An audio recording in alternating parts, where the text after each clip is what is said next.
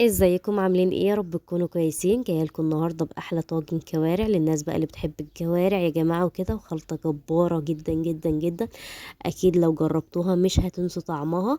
حاجه كده في منتهى الخيال، والزيت كمان ما تبقاش طعمها مش حلو معانا، وتبقى طيبه 100%. هوريكم دلوقتي ان شاء الله. وباذن الله هيعجبكم الفيديو. بس اهم حاجه لو اول مره تشوفيني، انا اسمي نورة جمال. لايك وشير واشتراك في القناه، وما تنسيش تضغطي زر الجرس وتكتبوا لي كومنتات حلوه كتير زي اللي انتوا بتكتبوها. وشكرا بجد للناس اللي بتبعت لي، وشكرا بجد للناس اللي بتشترك عندي في القناه. يلا بقى بسم الله ونبدا الوصفه بتاعتنا. اول حاجه حطيت حله كده وحطيت فيها ميه، وحطيت فيها بهارات اللي هو عباره عن فلفل وجوز الطيب وجزر، وكمان بصلايه كده متقطعه، وورق من اللورا.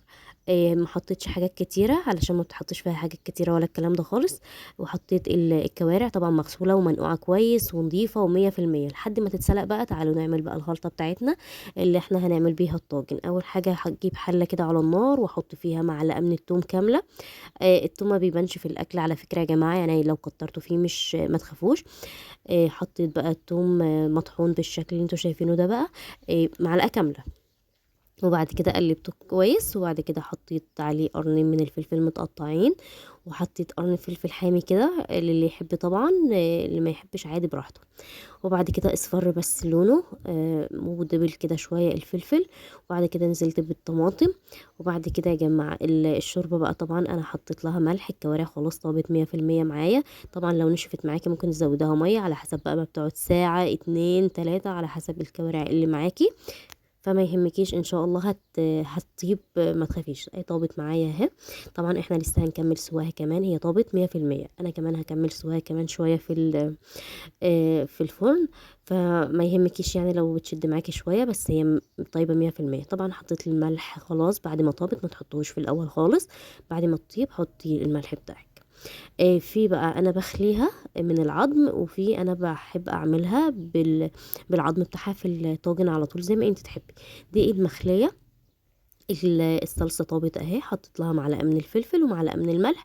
ما تحطيش بهارات تانية عليها خالص علشان ما تضيعش طعمها. هي دي بس البهارات اللي انت محتاجاها في الصلصه بتاعت الكوارع.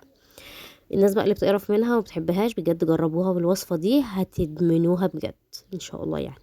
اللي عملت بقى الكوارع اهي، دي اللي بالعظم زي ما هو، ودي اللي مخليه معايا. الصلصه خلاص طابت 100%. بصوا اتسبكت ما اتسبكتش اللي هو درجه نشفتها، لا.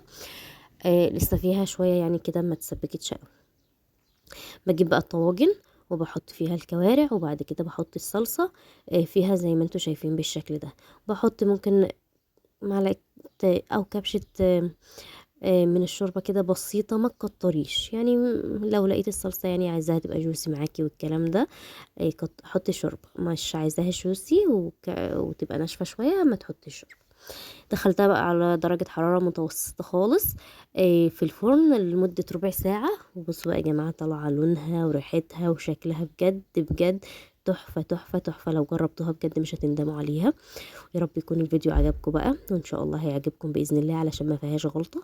للناس اللي ما بتحبهاش جربوها وبجد هتدمنوها، مش هتبطلوا ان انتوا تاكلوها على طول. هتاكلوها دايما باذن الله.